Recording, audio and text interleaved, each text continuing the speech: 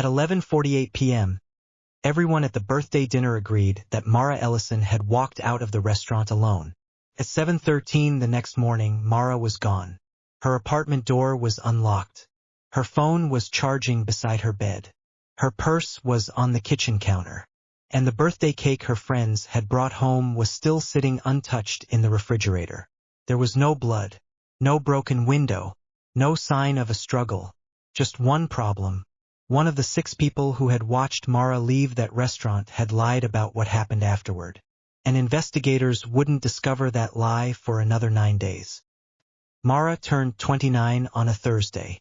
She wasn't famous, wealthy, or particularly mysterious.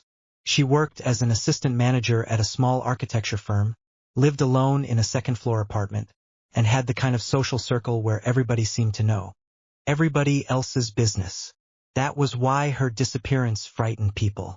There was no obvious reason for her to vanish.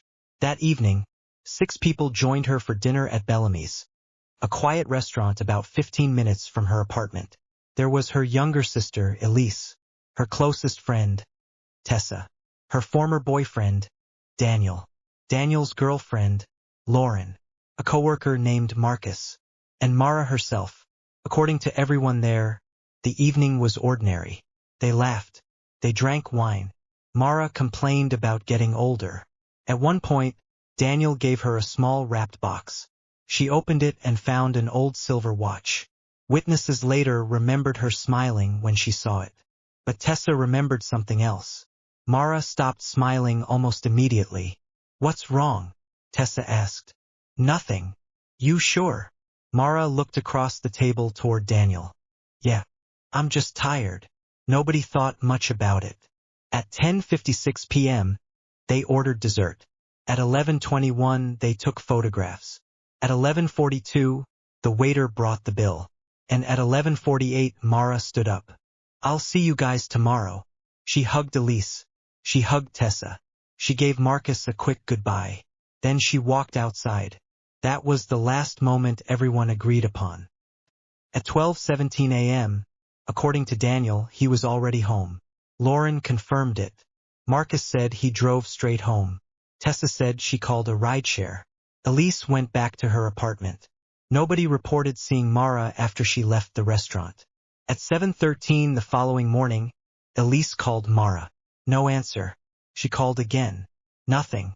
By 8:05, Elise was standing outside Mara's apartment. The door wasn't locked. Inside, everything looked normal. Mara's work bag was beside the sofa. Her laptop was open. Her shoes were near the bedroom. Her phone was plugged into its charger. Even her toothbrush was wet. But Mara wasn't there. Elise called the police. Detective Aaron Bell arrived 40 minutes later. His first impression was that Mara had left voluntarily. There was no obvious evidence of violence. No overturned furniture. No damaged locks. No missing valuables. Then he opened Mara's refrigerator. The birthday cake was still inside. Across the top, written in white icing, were the words, "Happy 29th, Mara." Someone had taken one slice. Only one. Detective Bell asked Elise about it. "I don't know," she said. "Did Mara eat cake last night?" "No." "Are you sure?" Elise stared at the cake. Then she shook her head. She hated chocolate. The cake was chocolate. Bell looked toward the kitchen counter. Mara's purse was there. Her wallet was inside. Her keys were beside it. Her identification was still in the wallet. For the first time, Bell stopped thinking about a woman who had simply decided not to come home. He started thinking about a woman who had left something behind. Something she normally wouldn't have. Her phone. At 9:36 that morning, detectives contacted everyone who had attended the dinner. Their statements were almost identical. Mara left alone. Nobody followed her. Nobody argued with her. Nobody knew where she went. But when Detective Bell interviewed Daniel, he noticed something strange. Daniel kept rubbing his left thumb against his palm. It was a nervous habit. Bell asked him the same question 3 times. What happened after Mara left? Daniel answered each time, nothing. Then Bell asked, "Are you absolutely certain?" Daniel looked down. Yes. 9 days later, that answer would become the first crack in the entire case. Because Daniel had forgotten one thing. A restaurant camera had captured what happened outside. And Mara hadn't walked away alone. The camera footage was only 12 seconds long. But those 12 seconds changed the investigation. At 2:14 that afternoon, Detective Aaron Bell received the footage from Bellamy's. The restaurant's exterior camera showed Mara leaving at 11:48 p.m. She walked toward the parking lot. Then she stopped. Someone called her name. Mara turned around. A man stepped out of a dark sedan parked near the curb. The footage was too grainy to identify him. But Mara knew him. She didn't look frightened. She walked toward the car. Then the footage ended. Bell watched it 3 times. Then he called Daniel. Did you own a dark sedan? Daniel hesitated. No. What do you drive? A silver Ford. Bell already knew that. Daniel's car had been photographed outside Bellamy's that evening. It was silver. The man in the footage wasn't Daniel. But there was something else. The sedan's rear license plate was partially visible. The first 3 characters were clear. Bell ran them. The vehicle belonged to Marcus Hale, Mara's co-worker. Marcus was interviewed again that evening. This time, Bell didn't ask him about Mara. He asked about his car. You told us you drove straight home after dinner. I did. You own a black sedan. Marcus stared at him. Yeah. You left Bellamy's at 11:46? Something like that. Then why was your car still outside 2 minutes later? Marcus swallowed. I forgot something. What? I went back inside. Bell leaned forward. What did you forget? Marcus didn't answer immediately. Finally, he said, my wallet. Bell knew that was a lie. Marcus's wallet had been found in his jacket pocket when officers interviewed him the next morning. When Bell told him, Marcus became pale. I was nervous, Marcus said. About what? I didn't want anyone thinking I'd followed Mara. Did you? No. Did you speak to her outside? Marcus looked at the table. Yes. Why didn't you tell us? Because she asked me not to. That answer changed everything. Marcus admitted that Mara had approached his car. She had been crying. She told him she had discovered something at work. Something involving their employer. Something she believed could get someone fired or worse. What did she discover? Bell asked. Marcus shook his head.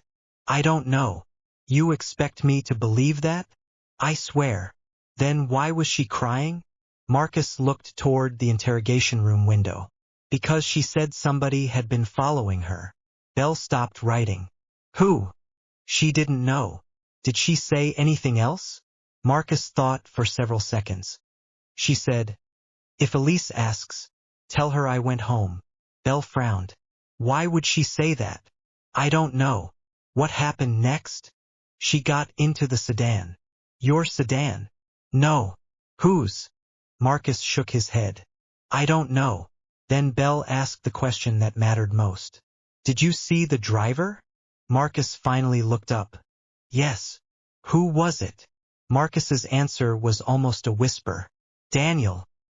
Daniel was brought back in that night. He denied everything. He denied owning another car. He denied speaking to Mara. He denied being at Bellamy's after midnight. And when Bell told him Marcus had identified him as the driver, Daniel laughed. Marcus hates me. Why? Because Mara dated me. That doesn't answer the question. Daniel leaned back. Mara and I broke up 8 months ago. Marcus wanted her. She didn't want him. That's all. Bell watched him carefully. Did Mara ever tell you she was afraid of someone? Daniel's expression changed. Only for a second. But Bell saw it. No. You're sure? Yes. Then why did she call you at 11:51? Daniel went completely still. Bell slid a printed phone record across the table. Mara had called Daniel 3 minutes after leaving the restaurant. The call lasted 23 seconds. Daniel hadn't mentioned it. She called me, he said. Why? I didn't answer. Bell pointed to the duration. 23 seconds is a long time for a call you didn't answer. Daniel stared at the paper. Then he said something that made Bell's stomach tighten. I answered. Why did you lie? Daniel's eyes filled with tears. Because she told me she was getting into a car. What car? I don't know. What did she say? Daniel looked at him. She said, I finally know who it is. Belle waited. Who did she mean? Daniel shook his head. I don't know. Daniel. I swear. Then tell me why you were outside her apartment at 12:26. Silence. Daniel's face drained of color. Belle placed another photograph on the table. It showed Daniel's silver Ford parked 3 blocks from Mara's apartment. Daniel stared at it. Then he whispered, because she wasn't supposed to be there. Belle frowned. Where was she supposed to be? Daniel looked toward the door, and for the first time he seemed genuinely afraid. She was supposed to meet someone else. Who? Daniel didn't answer, because at that exact moment, Belle's phone rang. It was the forensic team. They had searched Mara's apartment again, and they had found something hidden beneath the kitchen sink. A second phone, still powered on, still connected to a number nobody in Mara's family knew existed. The second phone contained only 7 messages. The first 6 were from the same number. The 7th had no sender. It read, You were warned. Detective Aaron Bell stared at the screen. The messages had been sent over 6 weeks. None mentioned a name. None mentioned money. But every message contained a location. A coffee shop, parking garage, a public library, a train station, and finally Bellamy's. The last message had arrived at 11:31 p.m. on Mara's birthday. Tonight. No more excuses. Come alone. Bell immediately asked the forensic team to examine the phone. Then he asked Elise whether Mara had ever mentioned a secret phone. No. Was she seeing someone? No. Was she having problems at work? Elise hesitated. She said something was wrong. What? She wouldn't tell me. That answer mattered, because Marcus had already told detectives the same thing. Mara believed somebody at her workplace was involved. The architecture firm employed 32 people. Bell started with Mara's computer. Her work files were ordinary. Floor plans, invoices, client correspondence. Nothing suspicious. Then the forensic analyst recovered a deleted folder. It contained photographs of financial documents, payments, invoices, transfers. Several were connected to a construction company that had recently won 3 major contracts through Mara's firm. The company belonged to a man named Peter Calloway. Calloway wasn't an employee. He was a client, and his name appeared repeatedly in Mara's private notes. One sentence had been typed 3 days before her disappearance. Peter isn't the problem. Whoever is protecting him is. Bell read it twice. Then he opened another file. Contained a list of names. One was Marcus. One was Daniel. One was Mara's supervisor. And one was Elise. Bell stopped. Why would Mara have written her own sister's name? Elise insisted she knew nothing. I don't understand, she said. Did Mara ever accuse you of taking money? No. Did you know Peter Calloway? No. Had you ever met him? Elise paused. Once. When? About 2 months ago. Where? At Mara's office. Bell leaned forward. Why didn't you mention that? Because it wasn't important. Your sister was investigating financial fraud. I didn't know that. Then why were you at her office meeting one of her clients? Elise started crying. Because Mara asked me to come. Why? She said she needed someone she trusted. Trusted for what? Elise looked down. She wanted me to keep something. What? A flash drive. Bell's expression hardened. Where is it? I don't know. Elise. I gave it back to Mara. When? 2 weeks ago. Bell looked at her. Are you sure? Yes. Because we searched her apartment. I don't know what to tell you. Then Elise said something unexpected. Maybe you should ask Daniel. Daniel's story changed again. He admitted that Mara had contacted him several days before her birthday. She told him she believed someone was watching her. She also told him she had evidence. Did she say what kind? No. Did she tell you about the second phone? No. Did she tell you about the meeting at Bellamy's? Daniel shook his head. Then Bell placed the photograph of the black sedan in front of him. That's Peter Calloway's vehicle. Daniel stared at it. How do you know? We checked the registration. Daniel's hands began shaking. Bell noticed. You know him? No. Daniel. I've seen him. Where? Daniel closed his eyes. At Mara's apartment. Bell leaned forward. When? The night she disappeared. According to Daniel, Mara had asked him to come to her apartment after dinner. He arrived at 12:26 a.m. But Mara wasn't there. Peter Calloway was. Daniel said Peter was standing beside the building entrance. They argued. Daniel claimed Peter told him to leave. Then Daniel drove away. You expect me to believe you simply drove away? I was scared. Of Peter? Yes. Why? Daniel looked at Bell. Because he knew about me. About what? Daniel said nothing. She told him she would give him a chance to explain. But Daniel panicked. He begged her not to involve the police. Mara agreed to wait. Then she began investigating quietly. Why did she meet Peter on her birthday? Bell asked. I don't know. Why did she call you afterward? I don't know. Why was your car near her apartment? I went there looking for her. And why did you tell us you went home? Daniel lowered his head. Because when I got there, I saw Peter. Bell studied him. You said Mara wasn't there. She wasn't. Then where was she? Daniel looked up. I don't know. Bell's phone vibrated. The forensic analyst had finished examining the second phone. There was one deleted audio recording. It had been recovered. The recording was only 19 seconds long. Mara's voice could be heard first. Then a man's voice. Then Mara said, Wait, that's not what you told me. A door slammed. The recording ended. The forensic analyst had isolated the man's voice. And Bell recognized it immediately. It belonged to someone who had been sitting at Mara's birthday table. Marcus Hale. But Marcus had already told police he never entered Mara's car. Now investigators had evidence suggesting he had been the last person to speak to her. And the restaurant footage revealed something even worse.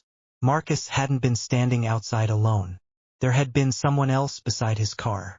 A woman. And when detectives enhanced the image, they realized she was carrying Mara's purse. The woman carrying Mara's purse was Elise. Detective Aaron Bell stared at the footage again.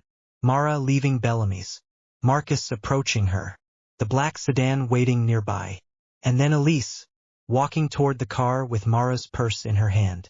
For the first time, Bell understood why everyone had remembered the evening differently. They weren't protecting the same secret. They were protecting one another. Elise was brought back to the station that night. She didn't deny the footage. Instead, she looked at Bell and whispered, I didn't kill my sister. Then tell me where she is. Elise began crying. I don't know. Bell placed a photograph on the table. You were outside Bellamy's. You followed Mara. You took her purse. Marcus was there. Daniel was there. Peter Calloway was there. Everyone has lied. Elise wiped her face. Mara asked me to take the purse. Why? Because she knew someone was going to search it. Bell said nothing. Elise finally explained. 2 weeks before her birthday, Mara had discovered the financial scheme involving Peter Calloway, Daniel, and several people connected to her company. But while investigating the money, she found something that frightened her more. Payments had been made to Elise. Mara confronted her sister. Elise admitted taking the money, but she insisted she wasn't part of the scheme. Peter had threatened Daniel, and Elise believed accepting the money was the only way to keep him safe. Mara was furious, but she didn't report her. Instead, she began investigating alone. That was when the anonymous messages started. Stop looking. You don't understand who you're dealing with. Tonight, come alone. The final message had sent Mara to Bellamy's. But Mara hadn't gone alone. She had secretly arranged for Marcus to follow her. She also told Elise to stay nearby. She trusted almost nobody. At 11:48 p.m., Mara left the restaurant. Marcus followed. Elise followed Marcus. Then Peter's sedan arrived. Daniel was sitting in the passenger seat. Mara approached the car. The moment she saw Daniel, she knew something was wrong. She had expected Peter. She had not expected her former boyfriend. Daniel stepped out. Mara, just listen. She backed away. You lied to me. I was trying to protect you. From what? Peter opened the driver's door. Get in. Mara refused. Then Marcus appeared. He had secretly recorded the conversation. Peter saw the phone in his hand. Everything happened quickly. Peter grabbed Marcus. Daniel pulled Mara toward the car. Elise ran forward. Mara shouted at her sister. Take my purse. Elise caught it. Don't let them get the drive. Mara had hidden the flash drive inside the purse. Elise understood immediately. She ran. Mara was forced into the sedan, and Marcus was left on the pavement. That was the moment the story should have ended. But it didn't, because Marcus had done one thing Peter hadn't noticed. He had already uploaded the recording. Police arrested Peter Calloway the next morning. Daniel cooperated immediately. Marcus gave investigators the recording. And Elise finally told them where Mara had been taken. An abandoned lakeside property owned by one of Peter's shell companies. Detectives arrived just before sunrise. They found Mara alive. She had been locked inside a small storage building. She was frightened, dehydrated, and furious, but alive. Peter had intended to force her to reveal where she had hidden the evidence. He never got the chance. The recording had exposed everything. Within weeks, the financial investigation expanded. Several people lost their jobs. Peter was charged. Daniel received a reduced sentence after cooperating. Marcus became the key witness, and Elise pleaded guilty to helping conceal the financial transactions. But there was one question Belle couldn't let go. Why had everyone lied about Mara leaving alone? The answer was painfully simple. Every person at that dinner had been hiding something. Daniel was hiding his involvement with Peter. Marcus was hiding that he had followed Mara. Elise was hiding the payments. And Mara herself had been hiding the investigation. Nobody had planned to make her disappear. The disappearance happened because too many frightened people made separate decisions at the same time. That was what made the case so difficult. There wasn't one perfect villain waiting at the end. There were several ordinary people who kept choosing the easier lie, until those lies almost got Mara killed. 3 months later, Mara returned to Bellamy's. She sat at the same table where she'd celebrated her 29th birthday. This time she came alone. The waiter recognized her immediately. He asked whether she wanted the chocolate cake. Mara smiled. No. Then she paused. Actually, yes. She took one bite. And for the first time since the night she disappeared, she laughed. Later, when Detective Bell asked what she remembered most about that night, Mara didn't mention Peter, Daniel, or the money. She said, I remember everybody saying goodbye. Bell asked what she meant. Mara looked at him. 6 people watched me walk outside. She paused. And every single one of them thought they knew what would happen next. They didn't. And that was the most frightening part of the entire case. Mara hadn't disappeared because nobody cared where she went. She disappeared because everyone at that table had something they were afraid to tell the truth about. If the story kept you guessing until the very end, don't leave just yet. There are more fictional true crime cases waiting for you. Strange disappearances, hidden secrets, impossible timelines, and twists you won't see coming. Subscribe to A Darker Shade of Truth. Turn on notifications, and come back for the next case. Because sometimes, the truth isn't hidden. It's sitting right in front of everyone. Until the next case, stay curious.